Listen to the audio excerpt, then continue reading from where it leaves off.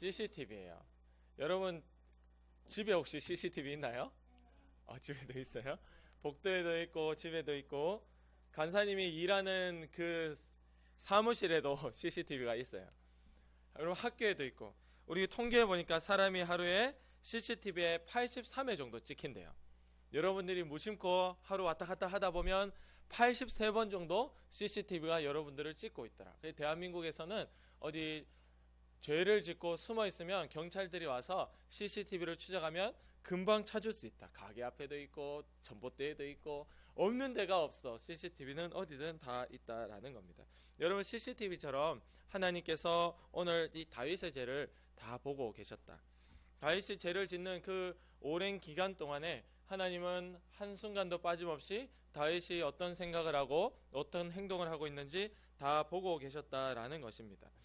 사무엘하 여러분 읽었던 12장인데 그 앞에 11장 27절에 한번 볼까요? 그 앞에 12 큰 글자 그 숫자 바로 위에 27절 시작.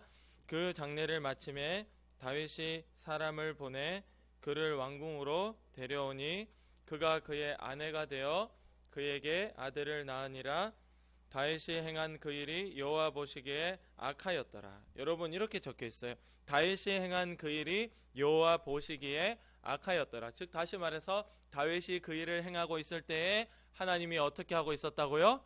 CCTV처럼 다 보시고 계셨다. 그리고는 보시고는 악했다라고 하나님이 평가하고 있더라라는 거예요.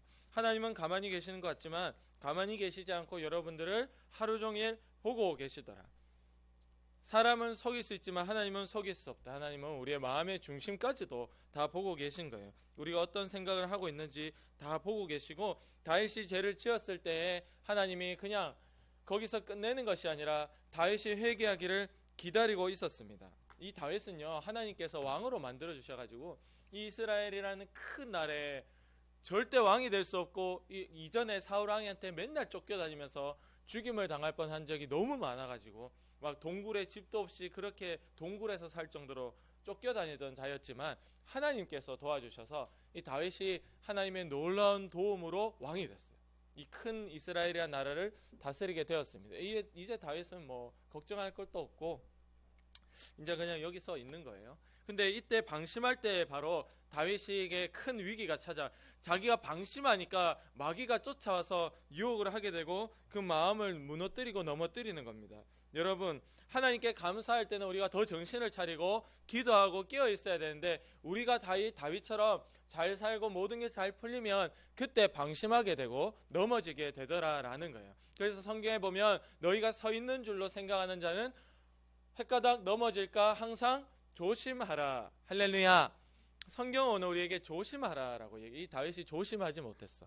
그래서 자기가 모든 것들이 잘 풀리고 있을 때 깨어있지 못하고 그냥 넘어지고 맙니다. 다윗이 지은 죄가 두 가지였어요.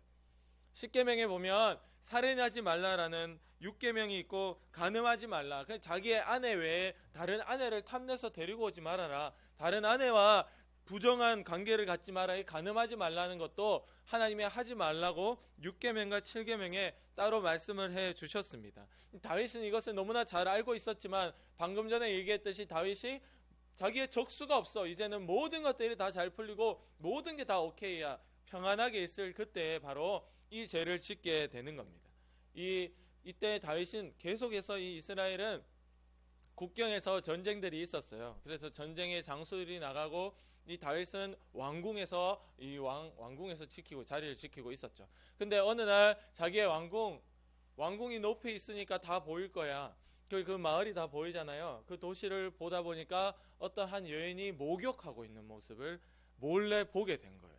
그래서 이 다윗이 이 모습을 보고는 그 여인을 주목해서 보고 그 여인을 탐내기 시작했어요. 그래서 저 여자가 누구냐 불러보니까 우리아라는 장군의 아내라. 우리아는 어디 갔느냐? 지금 전쟁터에 나가서 이 나라를 위해서 싸우고 있는 그 우리아라는 장군, 다윗이 아주 중요하게 여기는 30인의 그 장군들이 그 중에 하나 아주 중요한 사람, 그의 아내라는 거예요. 그 다윗이 데리고 오라는 거예요. 그래서 이 아내를 데리고 와서 다윗이 죄를 짓게 되었어요. 그 간음죄를 짓게 되고 자기의 아내도 아님에도 불구하고 이 아내를 데리고 오고 임신을 시키게 됩니다. 그리고 이 사실을 감추기 위해서 이 아내의 남편이었던 우리아라는 사람을 몰래 작전을 짜가지고 상대편 그 진영에 가까이 가게 만들어서 우리아만 빼고 나머지 속닥속닥, 야 우리아만 빼고 나머지 다 다시 퇴각해, 다시 도망와, 이래가 우리아만 놔두는 바람에 우리아하고 그 몇몇 우리아 주변에 있었던 그 군사들이 죽임을 당하게 되었어요. 이것도 다윗이 몰래 다 계획을 한 거예요. 왜? 자기가 우리아의 아내를 데리고 온 거를 감춰야 됐기 때문에. 이 사실을 몰라야 됐기, 이 사실 자체를 덮어버리고 이거를 자기의 죄를 다 덮어버리고 모르게 만들기 위해서 그 요압이라는 자기의 다른 장군을 통해서 이렇게 속닥속닥 작전을 짜가지고 이 남편 우리아까지도 죽여버리고 말았습니다. 살인죄. 이 다윗은 다른 아내를 데리고 오는 간음죄에다가 이렇게 그 아내의 남편까지 죽여버리는 살인죄를 저지르게 되었어요. 그리고는 아무도 모르겠지, 요압 장군 외에는 아무도 모르겠지 라고 하고 그렇게 그냥 시간을 보내고 있었습니다. 어느 날 나단 선지자가 찾아옵니다. 이 나단 선지자는 하나님의 말씀을 이스라엘 백성에게 있는 그대로 전하는 하나님의 선지자, 하나님의 말씀을 대신 전하는 그런 사람이었는데 다윗에게 찾아온 거예요. 그래서 나단 선지자가 이야기합니다. 다윗 왕, 제 말을 좀 들어보세요. 이런 사람이 있어요. 자기가 너무 부자인데 너무 부자인데 자기 집에 손님이 찾아온 거예요. 근데 손님이 찾아왔는데 이거 안 넘어가냐?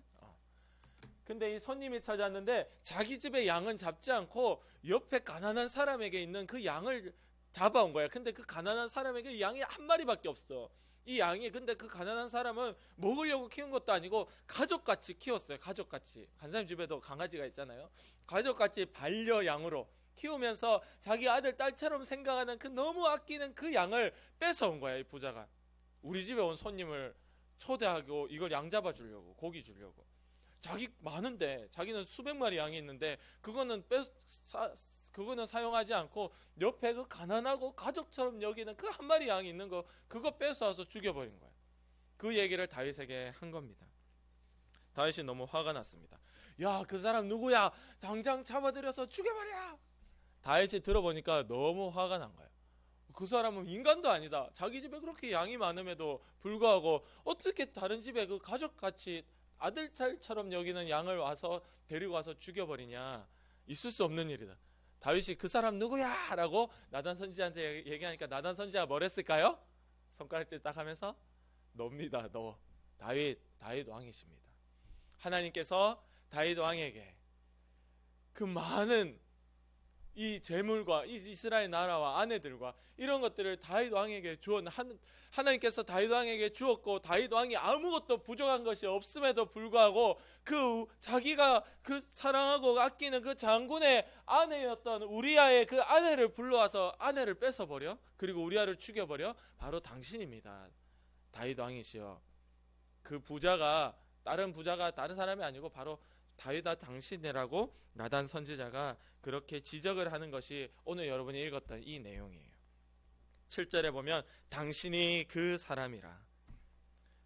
8절에 보면 내 주인의 집, 그러니까 이 사울이 원래 있던 이 이스라엘 나라, 이 궁전, 이것들을 다 너에게 주고 그 주인의 아내들을 다 네 품에 주고 모든 걸 다 너에게 맡겼는데, 8절에 보면 네가 부족한 게 없는데, 나 하나님이 너에게 다 맡겼는데 어찌하여 그 아내를 데려오고 어찌하여 그 남편을 죽였느냐라는 것을 이렇게 이야기하고 있는 겁니다. 9절에 보면요, 하나님의 말씀을 업신여겼기 때문에, 하나님의 말씀을 네가 무시했기 때문에 그런 일을 했다라고 주님이 9절에 말씀하고 계신 거예요. 여러분, 하나님의 분명하신 말씀, 살인하지도 말고 남의 아내를 빼앗지 말라라는 그 말씀이 있었음에도 불구하고 그 말씀을 무시했기 때문에 결국 죄를 지었더라. 우리도 하나님의 말씀을 무시하면 죄를 짓게 돼요. 하나님의 말씀을 존중하고 말씀을 우리가 믿고 붙잡아야 되는데, 말씀을 무시하고 내가 평안하게 그냥 아무 생각 없이 조심하지 않고 방심하고 사니까 이렇게 무너지게 되더라라는 것입니다. 이때 다윗이 어떻게 했을까요? 다윗은요, 이날의 말 한마디가 곧 법이에요. 저 때의 왕은 지금 대통령하고는 비교도 할 수 없어요. 저때 왕이 저놈 잡아 죽여라. 왜? 왕에게 반역하는 것은 반역죄. 왕의 마음을 불편하게 하는 것도 반역죄. 왕이 이런 말을 했는데 왕이시여 그건 아닙니다. 반역죄. 뭐든지 다 반역죄야. 왕에게는 토를 달 수가 없어요. 그 다윗에게 나단 선지자가 와서 이렇게 당신이 나쁜 사람이다. 다윗 왕이 이런 나쁜 그 부자와 같이 그렇게 파렴치한 사람이다라고 얘기했을 때 다윗이 어떻게 했을까요? 저놈 잡아 죽여라 했을까요? 그렇게 하지 않고 바로 울면서 용서해달라고 회개하게 됩니다. 이 다윗은요 참 감정에 솔직한 사람이에요. 막 자기가 왕이지만 법기가 들어오면 기쁘면 막 춤을 추기도 하고 바지가 내려간지도 모르고, 다윗은 항상 이런 사람. 이 나단 선지자 앞에 무릎을 꿇고, 여기 보면 막 이게 무릎을 꿇었잖아요. 이렇게 얘기하는 거예요. 13절 말씀에 보면 내가 여호와께 죄를 범하였노라 하매 이렇게 나오는 겁니다. 그리고 그 뒤에 다른 말씀들을 보면 눈물이 너무 많이 흘려가지고 침대가 둥둥둥 떴다라고 이야기할 정도로 그 막 눈물을 얼마나 흘렸으면 그랬을까. 눈물을 막 그냥 펑펑 흘린 거야. 하나님 앞에 죄 짓고 그 파렴치하고 죽어 마땅한 그 치욕스럽고 부끄러운 자가 바로 나다라는 것을 나단 선지자를 통하여 깨닫게 되었을 때 막 울고 이 다윗의 평생에 다시는 이 죄를 반복하지 않았습니다. 할렐루야, 아멘. 이 다윗은 기다렸다는 듯이 회개했어요. 나단 선지자가 딱 지적했을 때. 그랬더니 나단 선지자가 이렇게 얘기합니다. 13절에 보면 하나님께서도 여호와께서도 당신의 죄를 사하셨나니 라고 얘기해요. 어떻게 보면 이거는 너무나 간단하게 회개한 것 같아요. 내가 죄를 범했습니다 라고 하니까 대뜸 바로 곧장 당신의 죄가 사해졌습니다 이렇게 얘기한 거예요. 어떻게 보면 너무나 간단한 것 같지만 그 동안에 다윗이 이 회개하기를 너무나 기다렸고 하나님도 이 다윗이 회개하기를 기다렸더라. 여러분, 다윗은 여러분 죄를 지으면 마음에 뭐가 찾아올까요? 죄를 지으면 마음에 평안이 오나요? 죄를 지으면 마음에 불안이 와요. 걱정이 와요. 근심이 와요. 하나님 말씀대로 하면 평안인데 죄를 지으면 하나님 말씀을 어기면 마음에 걱정이 와고 두려움이 와요. 그 두려움이 올 때 그 다윗이 성령님을 알고 하나님의 영도 알고 그 마음에 성령도 모시고 있던 사람이었는데 그 두려움이 찾아올 때 얼마나 두려웠고 애써 그걸 모른 척했고 그러고 있었는데 어느 날 나단 선지자가 찾아와서 나다 너다라고 나에게 죄를 지적하니까 기다렸다는 듯이 터져나가듯이 회개했더라. 그 마음이 다시금 그 죄를 평생에 한 번도 반복하지 않을 정도로 하나님 앞에 진심으로 회개하고 기다리고 깨닫고 있었더라라는 것입니다. 죄의 대가는 죽음뿐이었죠. 다윗은 나단 선지자가 찾아와서 지적하지 않았다면 그는 이 땅에서도 비참하게 죽었을 것이고 영원히 지옥에서 살았을 겁니다. 근데 나단 선지자가 와서 지적을 해준 덕분에 다윗은 살게 되었어요. 여러분, 하나님의 말씀을 듣다가 또 선생님과 공과를 하다가 내가 부끄러울 때가 있어요. 여러분 스스로가 그거 내 죄인데 내가 그렇게 살았는데 그거 내 마음이었는데 지난 한 주 내가 했던 행동인데 라고 그 마음에 찔림이 올 때 여러분 살 수 있는 기회입니다.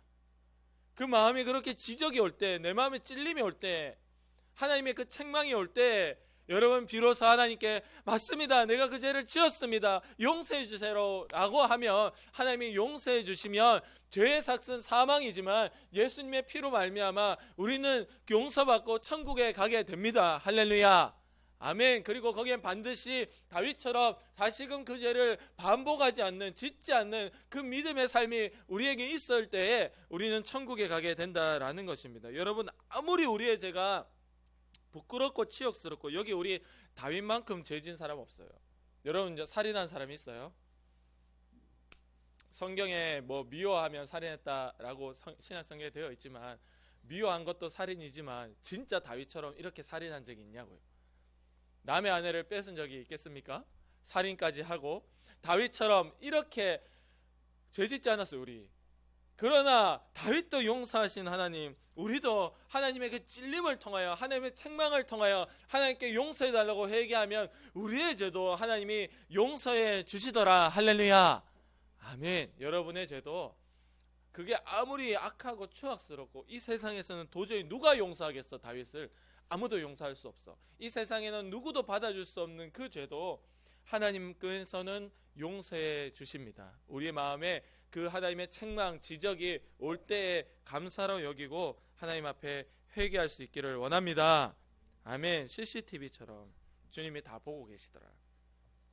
여러분, 거룩이라는 것은 하나님이 우리에게 너무 원하는 것인데 이 세상과 구별된 삶을 사는 것이고, 우리의 마음이 하나님 앞에 조금이라도 점이나 흠이 있으면 드려질 수 없다라고 하나님 말씀하시거든요.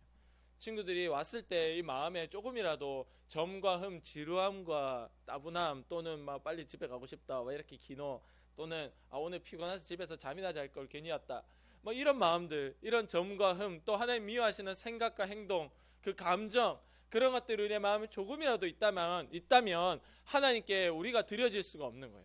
우리는 거룩한 살아있는 제물이 되어서 하나님께 이렇게 예배 드릴 때마다 하나님께 드려지고 주님이 기뻐 받으셔야 되는데, 내 마음에 그 마음이 있고 이 죄가 있을 때는 기뻐 받으실 수가 없더라. 하나님이 여러분을 불러서 이렇게 죄를 깨닫게 하실 때는 감사.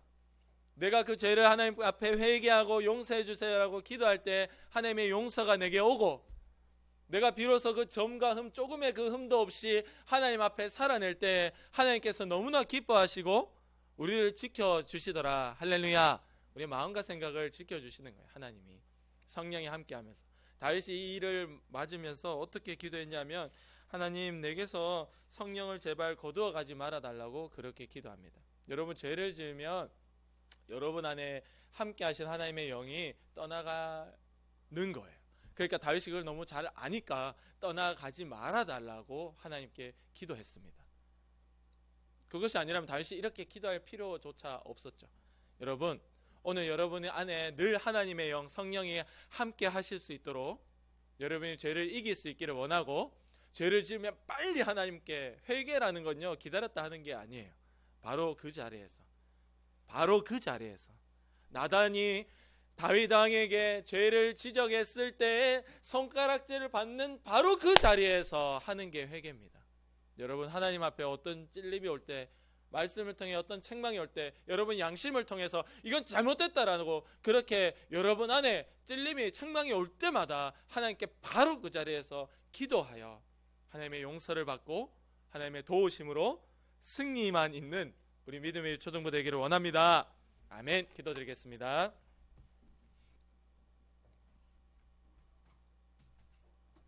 우리 시간 기도드릴 때, 하나님, 내 마음이 조금이라도 방심하면 바로 넘어집니다. 마귀는 오늘도 쉬지 않고 나를 유혹하고 넘어뜨립니다. 주님, 항상 하나님 앞에 내가 기도하고 우리 친구들이 매주 예배를 지키고 나는 예수님 믿는 친구야 라고 생각하여 이겨낼 수 있도록 도와주시고, 주님, 넘어질 때 주님께서 말씀하실 때 바로 그 자리에서 모른 척하고 그걸 덮고 넘기는 것이 아니라 하나님께 드러내놓고 회개할 수 있는 믿음의 겸손한 친구들 내가 될 수 있게 해달라고 우리 친구들의 목소리로 하나님께 함께 기도드리겠습니다. 하나님 아버지, 감사합니다. 우리 친구들이 이렇게 들었던 것처럼 다윗 왕처럼 그렇게 무서운 죄를 짓고 그것을 덮으려 하고 애써 모른 척한다 할지라도 주님의 말씀이 찾아와서 내게 말씀하시며, 주님의 말씀이 찾아와서 내게 책망하시며 우리가 깨닫고 회개할 수 있게 도와주시옵소서. 주여, 우리가 죄를 모르는 것이 아닙니다. 다 알고 있습니다. 그럼에도 짓는 것은 내 욕심 때문입니다. 내가 그렇게 하고 싶었기 때문입니다. 주여, 이 완악하고 완고하고 고집스러운 나를 용서하여 주시고 살려주시옵소서. 주님의 찔리심을 우리가 감사로 받고 하나님 앞에 그럴 때마다 회개하고 하나님 앞에 간절히 기도하고 주님 도와달라고 부르짖어서 하나님의 찔림으로 말미암아 우리가 능력으로 이기게 하시고, 주님의 찔리심으로 우리가 회개하고 이기게 하시고, 하나님 아버지, 날마다 우리의 죄 가운데 있을 때마다 우리를 회개를 기다리시는 주님께서 책망하시고 찾아오시고 말씀하시고 지적하여 주시옵소서. 그래야 친구들 어릴 때부터 주님 앞에 이렇게 거룩하고 정결하게 우리의 자신을 지켜갈 수 있도록 주님 도와주시고, 이 세상에 휩쓸려서 떠나지 않도록 주님은 사랑해 주시고 주님이 인도하여 주시옵소서.